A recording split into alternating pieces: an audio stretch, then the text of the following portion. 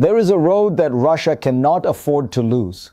A 600-kilometer corridor of asphalt running through occupied southern Ukraine, through Mariupol, through Berdyansk, through Melitopol, straight into Crimea.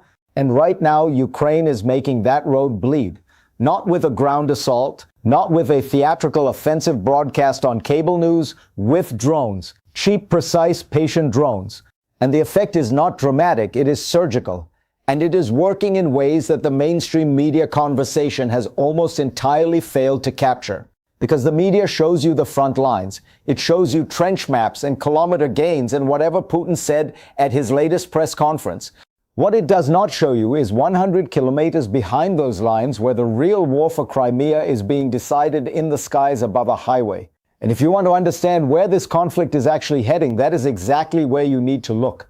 Let's start with geography, because without it, none of the rest makes sense. Crimea is a peninsula. It juts into the Black Sea like a thumb. Russia seized it illegally in 2014, and ever since, Moscow has faced one inescapable structural problem. How do you keep a peninsula supplied, armed, and militarily credible when the country it used to connect to has become your enemy? The answer was infrastructure. Two lifelines, specifically. First, the Kerch Bridge, a massive crossing linking Crimea to Russian-controlled territory over the strait.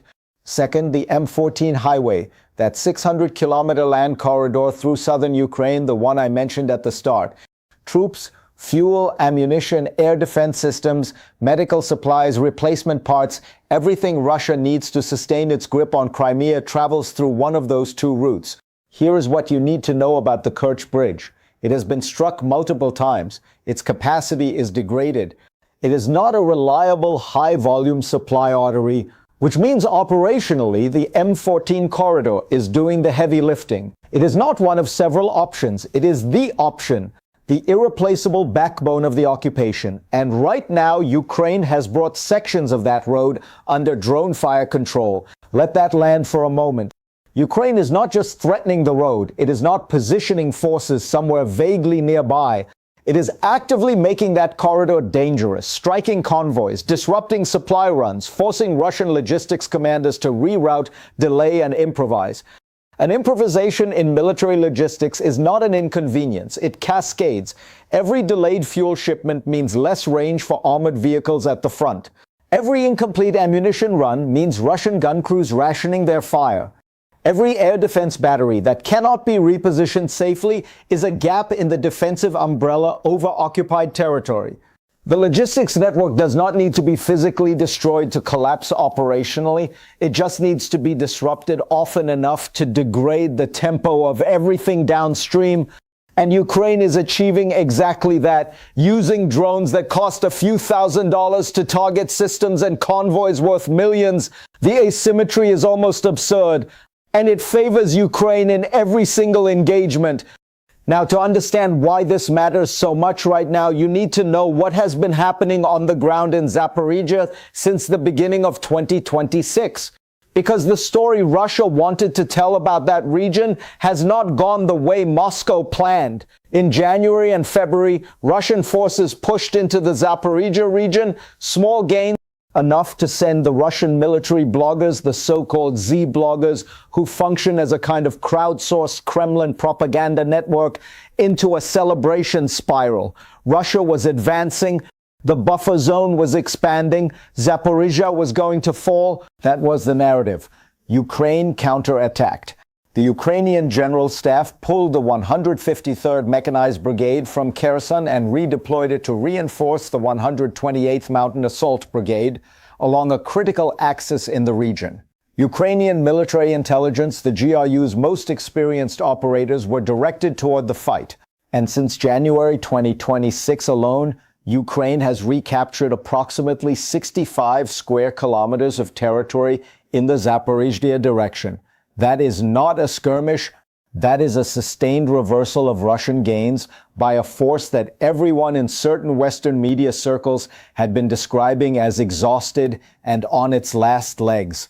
The focal point of all of this is a town called Robotyne surrounding area, and more broadly, the Stepnohirsk axis, territory sitting roughly 25 kilometers south of Zaporizhzhia city.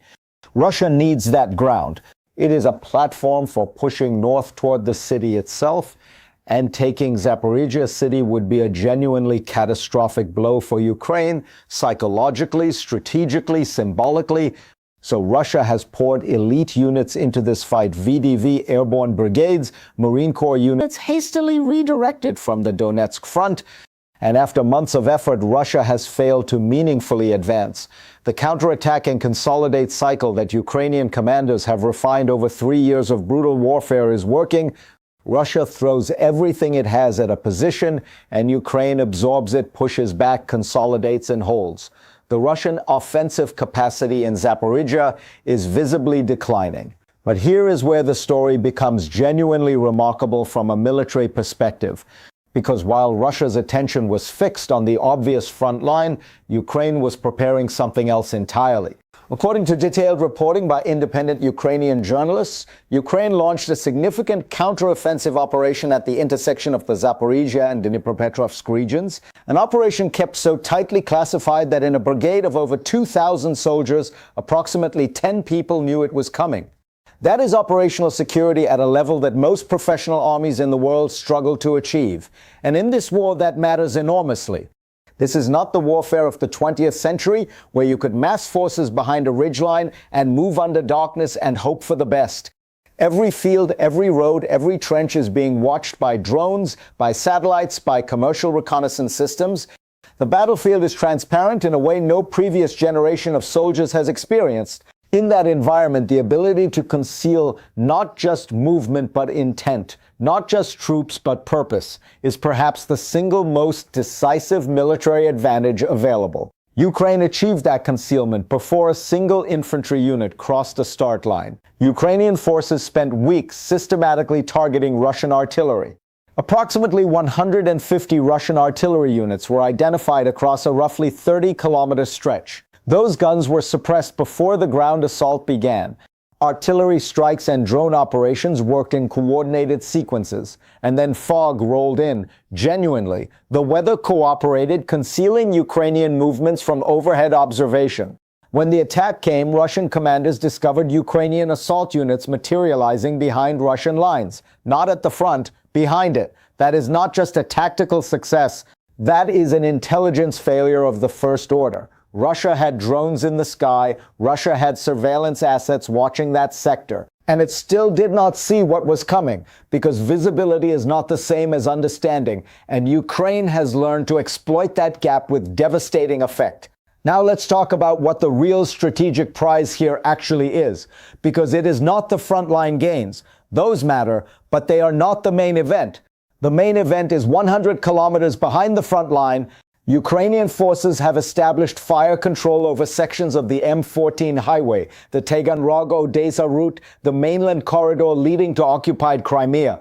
When military analysts use the phrase fire control, they mean something specific. They do not mean Ukraine has physically occupied the road. They mean Ukraine has made the road dangerous. Convoys are being struck. Drivers know that traveling that route puts them in the crosshairs of a drone. Russian logistics officers must now plan every supply run as if it is a combat mission rather than a routine delivery. The Institute for the Study of War confirmed in its early May 2026 assessments that Ukrainian forces are conducting effective strikes more than 100 kilometers deep into areas Russia had previously considered safe rear territory. 100 kilometers. That means the Russian concept of a secure rear, a protected zone where logistics flow freely, where troops rest, where equipment is staged and maintained, no longer exists in southern Ukraine. It has been eliminated by Ukrainian drone capability. And then, on the night of May 5th to 6th, Ukraine demonstrated exactly what it intends to do to the far end of that corridor. Drone strikes hit targets near Jankoy in occupied Crimea. An S-400 launcher, a premier air defense system worth hundreds of millions of dollars, was struck. Mobile fire vehicles were destroyed. But the primary target was the Jankoy railway station. Jankoy is not just a train station, it is the central distribution hub of Crimea's entire railway network.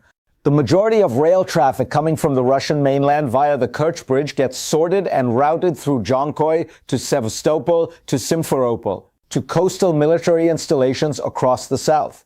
Strike the junction and you paralyze the distribution.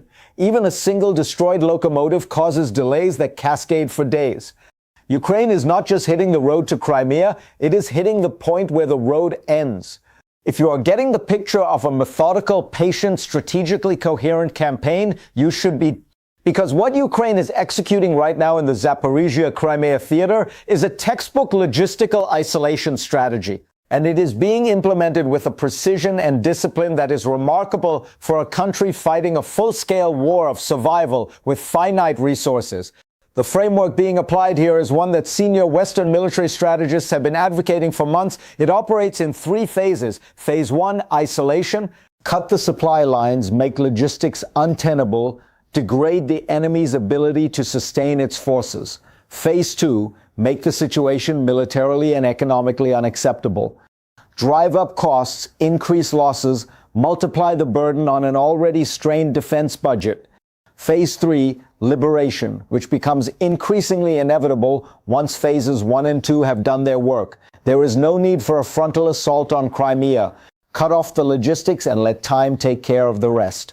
A direct ground assault on Crimea would risk enormous Ukrainian casualties, enormous geopolitical escalation, and the very real possibility that a cornered Kremlin reaches for options no one wants to contemplate. But logistical isolation, slow, grinding, economically devastating, carries none of those escalatory risks, and Ukraine is executing it right now. Consider the economic dimension. Russia's military presence in Crimea is extraordinarily expensive. Air defense systems require continuous maintenance, staffing, and resupply. The Black Sea Fleet based in Sevastopol requires fuel, munitions, and personnel rotations. Ground forces across the peninsula need to be sustained indefinitely. Infrastructure, military and civilian, requires constant upkeep. And Russia is paying that entire bill while simultaneously funding a full-scale land war across a 1,000-kilometer front. Every Ukrainian drone strike adds to that bill. Damaged equipment must be repaired or replaced. Alternative supply routes must be established, and they are more expensive and more vulnerable than the routes being disrupted. Additional electronic warfare assets must be deployed to protect convoys, which means those assets cannot be used elsewhere. Resources burned protecting supply lines cannot be directed toward offensive operations. Ukraine is imposing costs of millions of dollars on Russia using drones that cost a few $1,000s each. The math does not work in Moscow's favor, and it gets worse with every passing week. Now let's zoom out, because this stops being a purely military story and starts touching something that matters to everyone paying attention to where global power is actually moving. Putin has recently shifted his public rhetoric. Statements suggesting the war is approaching its conclusion, hints at willingness to negotiate. Western media has covered these with a mixture of cautious optimism that makes any serious analyst deeply uncomfortable. Because here is what Putin's peace rhetoric actually signals when you strip away the diplomatic language and look at the battlefield reality underneath. It means Russia's offensive momentum has stalled. It means casualties are at levels the Kremlin is struggling to absorb and conceal. It means Ukraine's deep strike capability is now threatening infrastructure inside Russia itself, oil refineries, military airfields, naval vessels that Moscow believed were safely beyond reach. Ukrainian drones struck Su-57 and Su-34 aircraft at an airfield in the Chelyabinsk region, 1,700 kilometers inside Russian territory. A Karakut-class missile ship was struck at Primorsko-Akhtarsk. Distance no longer protects Russian assets. Ukraine's reach has extended to depths that fundamentally alter the strategic calculus of this conflict. And it means the pressure on the M14 land bridge, the pressure on Crimea's supply lines, is forcing Putin to calculate whether this war remains winnable at a price he can politically survive. But here is the critical point. Tone is not policy. Words are not action. Russian officials have stated explicitly that progress in any peace process will stall unless Ukraine withdraws from the Donbass. Read that clearly for what it is. Russia is demanding at a negotiating table territory it has not fully seized by force on the battlefield. It is seeking diplomatic legitimization of a military occupation its military cannot fully consolidate, and that tells you everything about who actually holds the leverage right now. If Russia were genuinely dominant, it would simply continue advancing until it achieved its objectives. The fact that the Kremlin is talking about peace while its battlefield position is deteriorating tells you that the pressure Ukraine is applying is working. There is something else not getting nearly enough attention in the Western press, the domestic political dimension of all of this inside Russia. The narrative that everything is under control, the standard Kremlin line, is fracturing under the pressure of reality. The Z-bloggers, the Kremlin's own informal propaganda infrastructure are openly discussing logistical paralysis, security vulnerabilities in the rear, and the inadequacy of Russian electronic warfare systems against Ukrainian drones. These are not Ukrainian sources making these claims. These are Russian sources speaking to Russian audiences, acknowledging that the rear is not secure, that convoys are being hit, that the land bridge to Crimea is no longer safe. Combined with war fatigue now approaching its fourth year, combined with economic pressure from sanctions and oil price volatility, combined with pervasive fear of another mobilization wave, this is a genuinely dangerous mixture for the Putin regime's domestic stability. The 800,000 Russian citizens who have settled in Crimea since 2014 are living with a growing sense of insecurity that no amount of state television cheerleading can fully suppress. Water shortages on the peninsula have been an ongoing crisis. Air defense capabilities are being progressively eroded. The supply pipeline is being squeezed. And the knowledge spreading through social media, through Z-blogger panic posts, through conversations the FSB cannot fully monitor that the land bridge is under serious threat is doing psychological work that no missile strike could accomplish alone. The question for Crimea is no longer whether it can eventually be reclaimed. The question is how much longer Russia can hold it at a cost the Russian state and the Russian public are willing to pay. Here is what I want you to take away from all of this, stated as plainly as possible. What Ukraine is doing right now in Zaporizhia and along the M14 corridor is not a desperate last stand. It is not the flailing of an exhausted military scraping the barrel of its reserves. It is a sophisticated, coordinated, and strategically coherent campaign to strangle Crimea without firing a single shot at its beaches. And it is working. The land bridge is bleeding. The Jankoy junction has been struck. The M14 is under fire control. The Kerch bridge, already damaged multiple times, already operating at limited capacity, stands as the last remaining major supply route, and Ukraine has explicitly stated its intention to strike it when the operational moment is right. Russia's elite airborne units in Zaporizhia are experiencing supply delays that degrade their combat effectiveness. The redeployment from the Donetsk front has weakened Russia's main offensive push in the east. The Kremlin is robbing Peter to pay Paul across a 1,000-kilometer front and running out of Peters. The three-phase blockade model, isolation, making the situation untenable, and eventual liberation is no longer theoretical. It is active, it is measurable, and Phase 1 is delivering results that should be reshaping the conversation in every Western capital about what the endgame of this conflict actually looks like. This is not a stalemate. This is not a frozen conflict drifting towards some inevitable Russian triumph. This is a war in which one side is applying asymmetric pressure with increasing sophistication, and one side is losing strategic assets it cannot easily replace at costs. It cannot easily absorb in a theater. It absolutely cannot afford to lose. Putin seized Crimea in 2014 in 11 days. The bill for that illegal seizure has been compounding ever since. And right now, in 2026, Ukraine is working methodically and deliberately to push that bill to a number that even the Kremlin cannot pay. The road to Crimea is breaking down. The occupation is costing more than Russia can sustain. And the shape of the future is being decided in the skies above the M14 highway and the railway yards of Jankoy, whether the rest of the world is paying attention or not.